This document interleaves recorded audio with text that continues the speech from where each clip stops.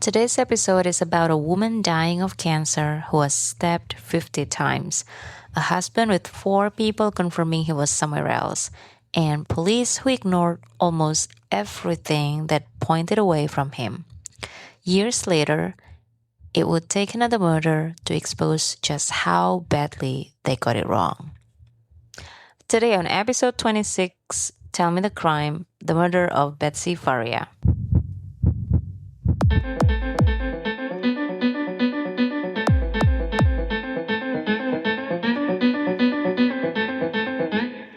Welcome back. Episode 26 of Tell Me the Crime. Yeah, and Today we have 2 to do, and I think you're going first because we're heading to Indonesia tonight. So all of these are going to be, the next couple are going to be pre-recorded because we will be backpacking when you hear these. So, Feb, tell me the crime. Okay, I'm going to tell you the story about the murder of Betsy Faria. Betsy Faria, okay. And maybe today we're going to solve this case together as we go. Okay. And I'm going to try not to tell you where the story is heading. Okay. But I think you will guess that very fast, as always. Yeah, well, not always. Sometimes I'm way off. So. Yeah. So the important thing about this case is something that looks obvious at the beginning becomes much less as the more evidence, come and you hear more about it. So maybe there will be a twist. Okay. In the story. Ooh. Okay. Sounds juicy. All right. Let's go. So we're going to a place called Troy, Missouri. Missouri. Yep.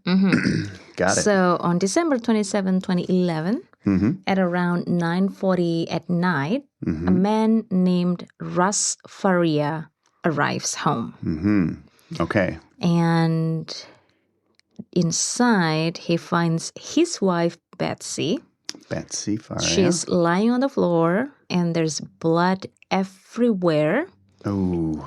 There's a knife lodged in her neck. Oh. And Russ immediately calls 911. Yeah, obviously. Okay. So is he... What do you think? Well, I'm wondering where did he come... First of all, what do you think is happening here? Where did he supposedly come from? So you said that he came home, called 911, but did he actually, or was he the one that killed her? Because a lot of times it's the husband or the wife that kills the spouse. Yeah, so. and you will also hear something that's very familiar in all of the cases that we have recorded in our podcast. One of the reasons. So so he comes home at around what, 9:30 you said, or somewhere around at around 9:40 at night. 9:40 at night. Okay, so then he comes home, finds her with a stab into her neck, and did he say where he was coming from? We'll see. Okay. Okay.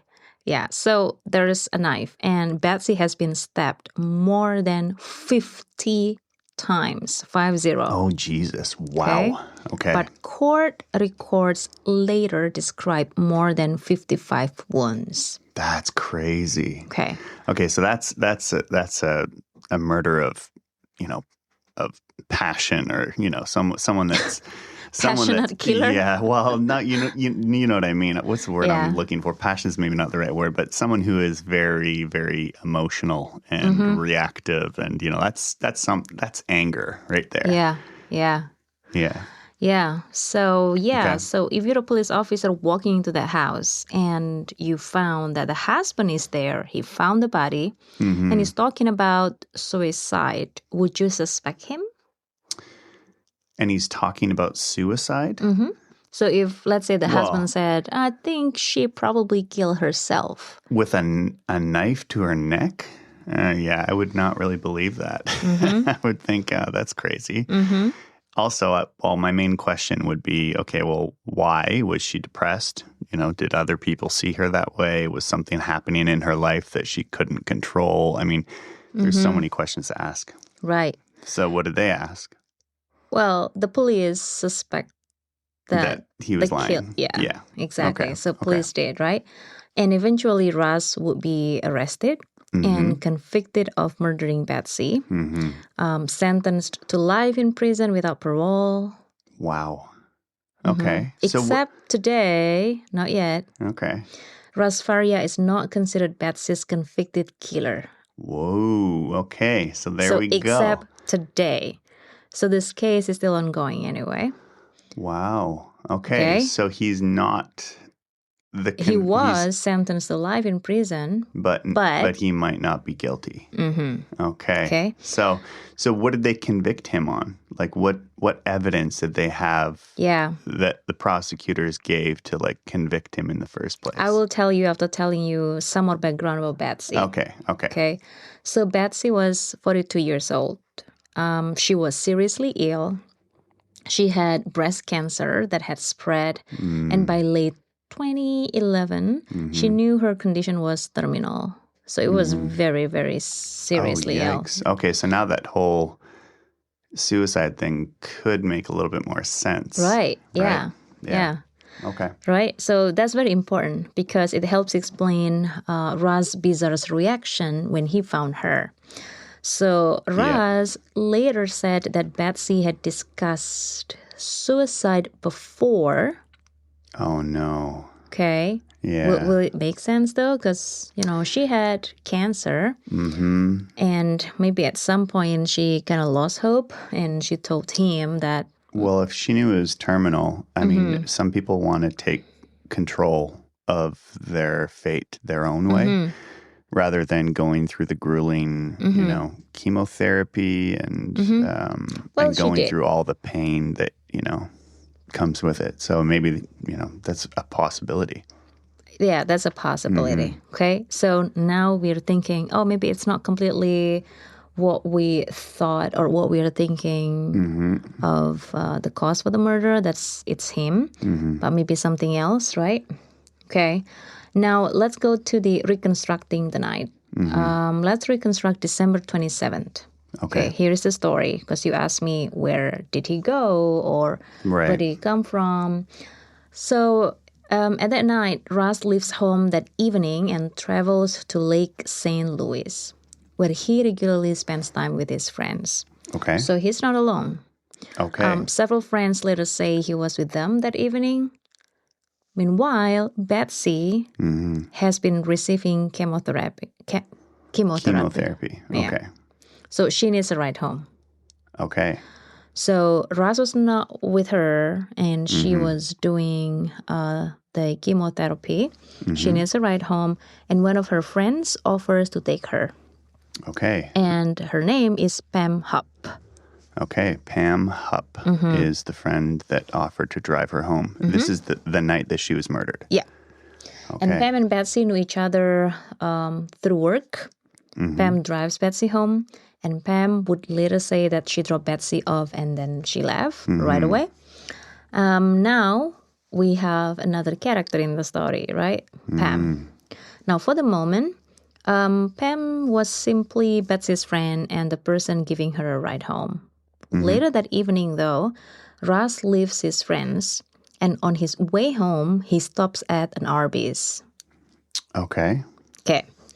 So the police also have some evidence for him stopping at Arby's. Yep, Okay. that stop, including a purchase and also surveillance evidence. He then continues home and discovers Betsy's body. Okay. So he immediately called the police. The husband looks suspicious, but his movements don't really fit neatly into the murder. Well, it sounds like he has a pretty good alibi, actually. Yeah. I mean, he was with his friends, and then he left. Yeah. And he went to an There's Arby's. There's the footage, yeah. Right, and there's footage of that, or there's receipts or whatever, and then he goes home. So he wasn't in the window of time that he could have committed the murder, right? Yeah, but remember, he was sentenced to life. To life, right? yeah. At the beginning. So what was their evidence then against him? Yeah. So what made Russ look guilty, right? That's the next question. Yeah, exactly. Let's give the investigators the strongest versions of their case first. So obviously, Russ is the husband. He's the person who discovers the body. And his initial statement about suicide sounds extraordinary considering the violence of the scene. Oh, yeah. You said that she was stabbed like 50 times. Okay. So, yeah, this whole time I was like, oh, yeah, a neck wound. Well, no, you can't you can't stab yourself 50 times in the neck. And, that's crazy. Yeah. No. Yeah. Obviously. Okay. I take that theory back about like it was suicide. No, it can't be suicide. It cannot be suicide. No, there's so no way. It made sense that the police actually, was suspicious about Russ, but maybe that's not enough. So we don't know. So police also find a pair of Russ slippers with Betsy's blood on them inside the house. Okay. And investigators hear negative information about Russ and his marriage. Okay, but blood on slippers found in the house is not surprising. I mean, someone could have worn his slippers. Because he was the one who found the body. Or, yeah, exactly. Right? I was going to say that too. Yeah, there's so many reasons. Or maybe the slippers were nearby and they got blood splatter on them. Like, it's not of course, things in the house are going to get blood on them. Yeah. Pam, Betsy's friend, tells police things about Russ, okay? And Pam's guilty. She portrays him as volatile and suggests Betsy had reason to fear him. So Pam is kind of giving the narrative about like building the negative image of Russ. But did anyone else corroborate that? Did anyone else say that was true? Or was it just Pam saying that? Well, from the report, I only got information about what Pam says. So if you're looking at this from the perspective of investigators, you can understand, right, why Russ immediately becomes very important in the case. Yeah, of course. Yeah. And this is one of the first major problems with the prosecution theory. There was no blood, though, on the clothing that Russ was wearing when the police arrived. Yep. And investigators had surveillance evidence showing him wearing those clothes on his way home. Oh, wow. Okay. Yep. So now if you think about the crime scene, more than 50 stab wounds, a tremendous amount of blood. There's no way it could be him. That's crazy. Yet the man accused of actually doing the stabbing is not covered in Betsy's blood. No. So it's really odd. I mean, unless he changed somewhere, but you said that he was wearing those clothes with his friends, right? At the Arby's and then coming home in those. And I mean, it just doesn't add up. Yeah, so the prosecutors actually suggested something even more extreme than that, like regarding why he does not really have the blood. Okay, so what did they say? So they argued that maybe Russ had killed Betsy while naked and then showered. Okay. I mean, that's possible. I mean, that would be smart if someone was trying to get away with that. But yeah, but there was no physical evidence, though, that support that theory. Yeah. Because wouldn't you be able to sort of tell that like the shower was still exactly. wet? And, so police found no blood in the drains. There was exactly. So there's no evidence that the shower had been used though after the stabbing either.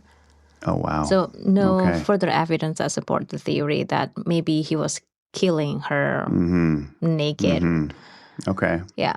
So that wasn't something forensic evidence showed. It was just an explanations from the prosecutors. Okay. Now, oh my God, what's going on with my tongue? I want to say alibi. Alibi. Okay, that's right. I know. I don't know, but my head is in like, your brain it just stopped. What are you gonna say? Okay, so it's the alibi problem. Then there was Russ' alibi. Okay, this was not an alibi based on one person saying like, oh yeah, I think he was with me, but I mentioned it to you at the beginning, several people. So multiple friends said that Russ was with them. His movements that evening included documented stops, like he stopped at Arby's. His cell phone evidence supported his general whereabouts. Wow. And I am shocked that he went to prison for this. Yeah, exactly. That's crazy to me. Yeah. And the Arby's evidence placed him away from the house shortly before he came home. Right. And so here's the critical question is, what time did they estimate that she was killed? Right? Because if she had been there all day and there was a whole bunch of pooling of blood, that kind of shows up in the body, right? That people It's been a little while. I think I read somewhere that the body was cold already. Okay, so did they have a time estimate for when she was murdered? No, I didn't get that information. Okay, but her body was cold But her body already. was cold okay. already. So it had been some time. It has been some time on So that day. were the prosecutors arguing maybe that she had been, that like Russ killed her earlier in the day and that he then, showered and changed and went out with his friends after that? Is that, because I'm just thinking that kind of timeline. Is that a possibility? Because like that's something I would, if I were the prosecutors, I would argue that probably. Yeah, but I don't find that the evidence is really strong to support that kind of theory. Right. But the alibi, the investigators, the prosecutions said that all those stops were fabricated.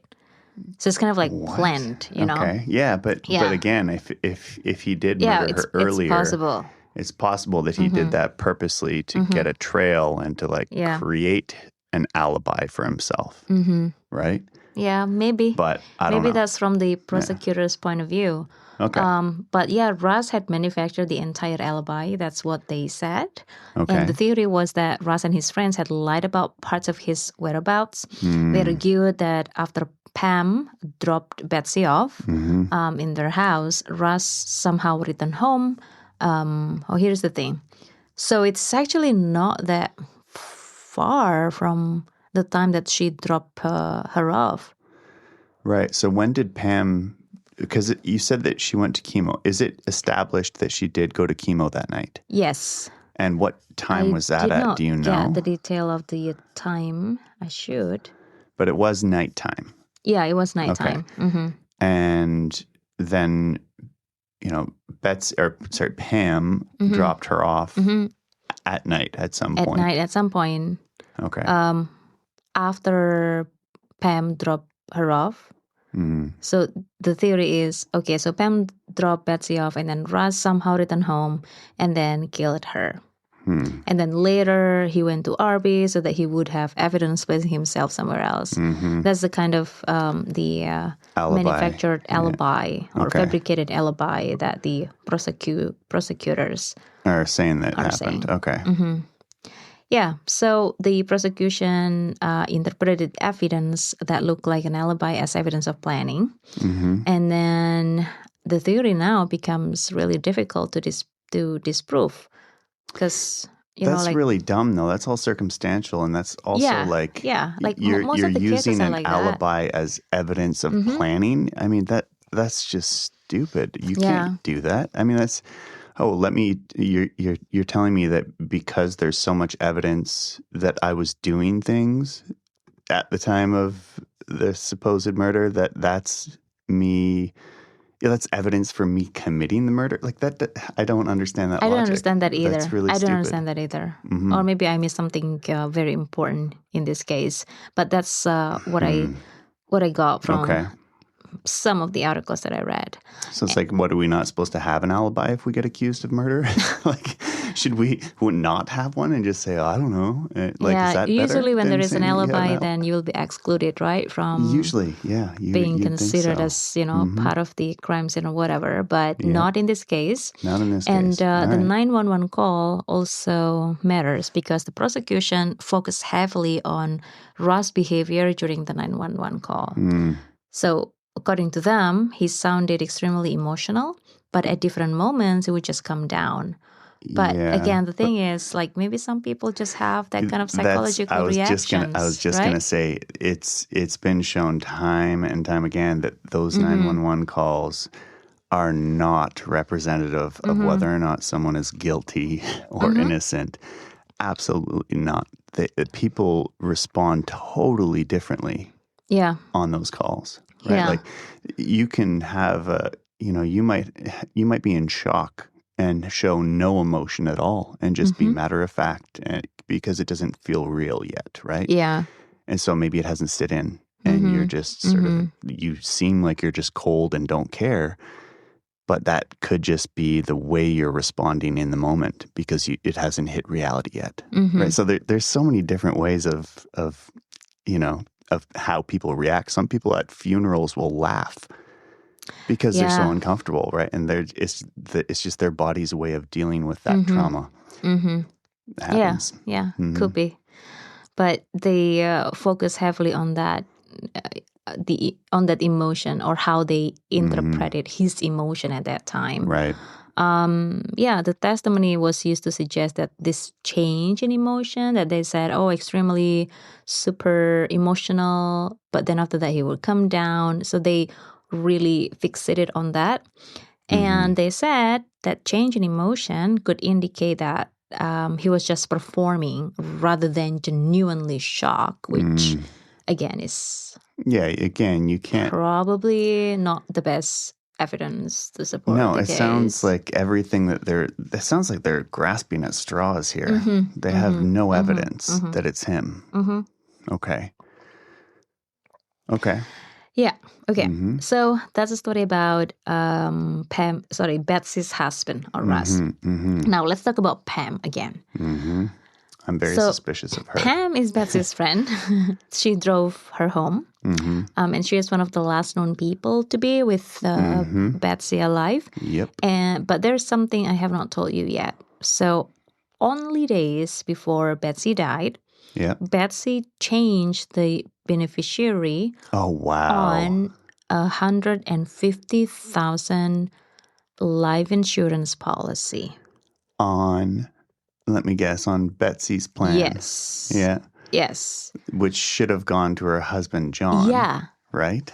So how did she change it? How did she get access to? Oh, sorry, yeah, Russ. Yeah. Sorry. How did she get access to that? That's weird. That's really bizarre. But the beneficiary had been Russ, and she changed it. We don't know. To herself. Yeah, that's not to herself, like to her friend. So Betsy changed the beneficiary right. to Pam. Right. She might have been forced to do that, or it could have been staged, right? Like, when did this happen? Just right before the murder? Yes, some days before the murder. Oh, days before the murder. Okay. Yeah, only several days before the murder. Okay. Okay. But I want to be careful here that Russ was still a beneficiary of another policy. So Betsy had not simply removed him from every financial benefit connected with her death. But on this $150,000 policy, Pam now was the beneficiary. Okay. So interesting. Why? Yeah. What's your theory here? What do you think? Well, there's several things running through my head, but I'm like, did Betsy owe Pam a bunch of money? And maybe she thought, hey, I'm dying anyway. I will pay her. I'll pay Pam off by dying. She gets the money, right? And maybe they agreed to that, and Pam just stabbed her, but it doesn't explain the stabbing 50 times. I mean, that seems like someone who's very aggressive and angry at something. It doesn't usually happen that much, like that many stab wounds, unless someone's super, super angry. So I don't know. I mean, that would be one possible theory. Another theory is that Pam just, she somehow forged the policy changes, right? So and maybe Betsy did not really do that. Betsy never actually did that, and then Pam was pissed at Betsy for some reason. Maybe she was in love with her husband, or maybe I don't know. Maybe she just didn't like her, and she just was jealous, or who knows? And then killed her and got the money. Well, Pam actually explained about that. So her explanation was that Betsy trusted her to handle the money for Betsy's daughters, more than one. Okay. So at Ross' first trial, Pam represented that $100,000 had been placed into a trust for the daughters. Oh. But after Ross' conviction, so Pam acknowledged that she had not actually placed the money into that trust and had kept control of the proceeds. So she never gave it to the daughters. At first, she said that she had placed $100,000 into a trust for the daughters, but then in the convictions, Pam acknowledged that she had not actually. She hadn't done that. Okay, well, that's suspicious. Okay, so Pam's story changes, right? That's the highlight. Yeah. So Pam also gave inconsistent description of what happened when she brought Betsy home. Okay. And at one point, she said she did not enter the house. Mm-hmm. But later, she said that she went inside, but only as far as the living room. Mm-hmm. And later still, she said that she had gone into Betsy's bedroom. So the story keeps changing. Yeah, she definitely was in the house, and she killed her, for sure. Come on, that's obvious. Yeah, right? like, especially in a murder investigation, like going from I didn't enter the house to, oh, I went into the victim's bedroom. Yeah, exactly. Like, it really does not make sense, right? Mm-hmm. Yeah. So, Russ goes to trial. Okay, let's talk about that. Okay, Russ goes to trial. Yep. In November 2013. Yep. So the jury hears about the brutal murder, his initial suicide statement, and then the bloody sleepers, the prosecution's interpretations of his 911 behavior from being very emotional to very calm, and the theory that his alibi had been deliberately manufactured. Right, so his defense points to his friends, the timeline, the cell phone evidence, the RB stop, the surveillance footage, the lack of blood on his clothes, and the absence of physical evidence showing he cleaned himself after the murder. And yet, on November 21st, 2013... I'm shocked. He was convicted. Yeah. So the jury finds Russ Faria guilty of first-degree murder and armed criminal action. See, this is the problem with like using a jury of your peers that are randomly selected, right? Like, they're not trained to deal with these types of things. Yeah, exactly. You're going to get a random selection of people that might may not be be super the biased. best. They might be super biased in what they've experienced in their lives. And maybe, they're like, oh, this person reminds me of this person who was really bad to me. So, they might, just think that way and bias their judgments and convict an innocent man, because it doesn't sound like to me they had remotely enough evidence to convict him. I think even if he did do it, they don't have enough to convict him. They shouldn't have had enough, in my opinion. Mm-hmm. Yeah, they did not prove that all the alibi evidence was fake either. No, that's also ridiculous. I mean, the defense says, look at all this alibi evidence, and the prosecution says, yeah, let's use that alibi evidence as guilt, as like evidence of guilt. That doesn't add up. Anyway. Yep. So what happened then? Okay, now the people start looking again. Okay, so after the conviction, journalists begin investigating the case. And actually, probably people were like, this doesn't make any sense. Let's look into it further because something doesn't add up here. And the new information starts coming out. And one major revelation involves Pam's insurance money. Okay. So in litigation involving Betsy's daughters, Pam acknowledges that she had not created the trust she had previously described. Right. Then there are the crime scene photographs as well. At Russ' original trial, the testimony suggested that useful photographs of parts of the crime scene investigation were unavailable because of a camera problem. But before the trial, the defense obtained more than 100 crime scene photographs. Wow. Okay. So years later, last year in 2025, former investigator Michael Merkel was actually charged with perjury related to testimony concerning those photographs. Oh, wow. Okay. Yep. He has been charged. That is not the same thing as having been convicted. Yes, but it shows just how serious the later questions surrounding the original investigation became. Okay. So then there is a new trial. So Russ' attorneys continue fighting his conviction. In 2015, he is granted a new trial. And while waiting for that trial, he is released on bond. Okay. Yep. So I think it's good because he's allowed out of prison while the case is still pending, right? Yeah, of course. Yep. Yeah. So he hasn't been legally cleared yet. He's still facing the murder charge, but he doesn't have to remain In prison while he's waiting. while waiting for the new trial. So this time, Russ chooses a bench trial. So instead of another jury, a jury hears the case, and crucially, his defense is now allowed to introduce much more of the evidence concerning Pam. So this would be, I would probably do the same thing, not rely on, because a bench trial means just the judge makes the decision, right? Yep. So I would do the same thing. I'd be like, screw this random chance of like people making a judgment on me and all this, lack of evidence. They're too stupid to understand what you're supposed to do, and hopefully a judge is a little more reasonable. Yeah. Okay, so then what happened? So, a crime scene investigator talks again about the blood pattern that did not look like what she would expect if Russ had simply worn the slippers while walking through Betsy's blood. And on November 6, 2015, Russ Faria is found not guilty. So he is acquitted. He is no longer awaiting another trial. He is free, and the murder conviction is gone. Wow. But who killed Betsy, though?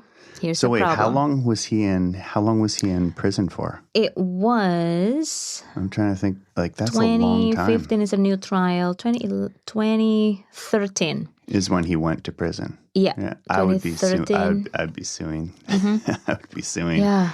2 years in prison, like that will change someone's life. I know, right? It's crazy. Yep. Okay. Here's the problem, though. So Russ being acquitted doesn't solve Betsy's murder. No, it doesn't. Right? Because it only tells us that... into Pam again. Yeah, they're looking into her. But, it only tells us that the case against Russ did not result in a valid conviction. Nobody else has been convicted of killing Betsy, and Pam has still not been charged. But the public attention around her has been growing. So in 2016, a completely different man dies. Okay. So there's another murder. Okay. And this is where the Betsy Faria case becomes even stranger. Okay. So there is a man named Louis Gumpenberger. Okay. I hope I pronounced that name correctly. Okay. So in August 2016, Pam calls 911 from her home. Oh. She said that Louis has been shot. Oh, wow. Pam tells police that he entered her house and threatened her. She says that she shot him in self-defense. But investigators uncover evidence that makes the encounter look very different. So this is where Louis becomes directly connected to the Betsy case. Because the investigators found a note, that note that was designed to make it appear that Louis was involved in a plan connected to Russ Faria. Wow. Okay. So it looks like somebody was being framed and... So it looks like, right? So she's trying to pin something back onto Russ because he got acquitted, basically, right? So he got found not guilty. So they're trying to say, she's trying to be like, well, I don't want them coming after me. So I'm going to make this look like Russ did this or something. I don't know. Yeah, but the timeline also makes sense, though, because he was released in 2015, and then this case happened in 2016. Yeah. This murder. Yeah. Okay. I get it. Yep. Yeah. So the journalists and the public were increasingly questioning Pam. And then suddenly a man supposedly connected to Russ appears at Pam's home and tries to harm her, which is the guy that she killed. Right. And the thing is, if police believe the story, that version, Russ looks dangerous again and Pam looks like his victim. But probably things did not go the way she hoped. Because Pam goes to prison. So Pam did not go through a conventional murder trial in Louis' case in 2019, which is 3 years after she entered an Alford plea. What's that? An Alford plea. It means she did not give a traditional confession admitting factual guilt. But she acknowledged that prosecutors had enough evidence that they could obtain a conviction. So she was sentenced to life in prison without parole. Wow. Okay. Yeah. So when we say Pam is currently in custody, it is important to understand that she is not in prison because she Was found has already been convicted guilty. of killing Betsy, Yeah. but she's in prison because of Louis' death. Wow. And the Betsy case is separate from this case. Right. So she never actually admitted to killing Betsy. No. Oh, she for sure did. But Come on. Betsy's murder is reopened. Ooh. So okay. after the Louis case, authorities take another look at Betsy's murder. And in 2019, the Lincoln County prosecutor announces that the homicide investigation is being reopened. Okay. So the investigators revisit Pam's financial connection to Betsy, the life insurance policy, her timeline, her cell phone evidence, her changing statements, and also her role as the last person to drive Betsy home. So then, in July 2021, Pam Hupp is charged with first-degree murder in the death of Betsy Faria. Oh. Okay. Okay? Yeah. Now, I also want to be precise here. So Pam has not been convicted of Betsy's murder. She Okay. pleaded not guilty. Okay. So when we Of talk course about she did. prosecutors, what prosecutors believe happened, these are allegations. Okay. Okay? Okay. So the current prosecution alleges that Pam killed Betsy for financial gain because of that theory that Well, she had focuses the- heavily yeah. on the The 150 grand. Yeah, $150,000 insurance policy. Okay, but Pam denies killing Betsy. And a court has not yet determined whether prosecutors can prove that the theory beyond a reasonable doubt. So I would say it's largely an accumulation of circumstances, right, rather than just one single piece of evidence. Right. I mean, from the story that she drove Betsy home, she was one of the last person with her. She had recently become the beneficiary, and Betsy just changed that in a few days. So all of those, though. But what those, about, so that was all circumstantial, Yes, which was thrown yeah. out the window. But it's Yeah. kind of interesting that the circumstantial evidence was used to convict Yeah. Russ in the first place, right? Yeah. It's like the Yeah. same thing, Yeah. but they just did it right this time, which is, even Yeah. though she's in my eyes likely is the person that did it, but I mean, she was found not guilty, right? You said. So, I mean, Yeah. you can't. Well, but, those circumstances still have to be tested at trial, as you said. like, what about the murder weapon? Did they ever look for fingerprints on the weapon? Oh, that's a good question. Okay, I did not mention the details, but I remember from what I read, in the murder weapon, they did the DNA test, but the DNA test did not prove that that's Russ' DNA. That's a man's DNA. So It was a man's DNA? It was a man's DNA, but that's not Russ and it's not her. So, wow. Okay, that's very interesting. that's very interesting. Maybe Betsy asked somebody to kill her. We don't know. You mean maybe Pam? Oh, asked sorry, Betsy? Pam? Yeah. Yeah. Yeah, so Maybe. I don't know. That's we don't know. weird. Okay. Where are they right now? So Russ is free, right? He's not awaiting another trial for Betsy's murder anymore because he was acquitted in 2015. Pam is still incarcerated because she is already the serving murder life with without him, parole for Louis' death. Separately, she is waiting for trial on the charge that she murdered Betsy.